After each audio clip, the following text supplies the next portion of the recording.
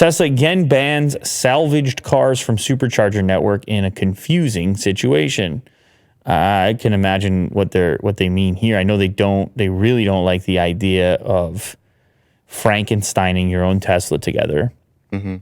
And they've had a variety of different approaches to the Supercharger network. It was obviously a major perk for a long period of time that you would be able to use the network for free.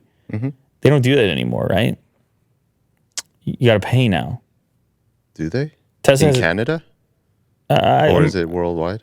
I don't think new purchases come with unlimited charging. I'm not certain on that topic, but anyway, point being is for a long time, that's what did exist. Mm-hmm. And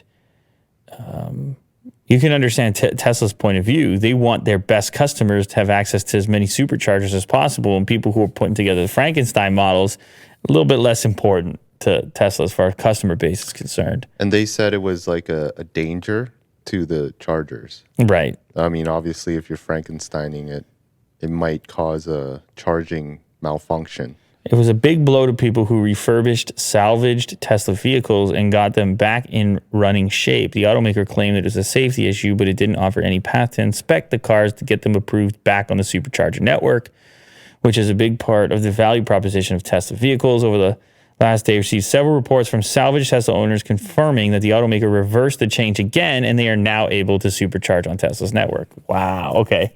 So they went back and forth on it.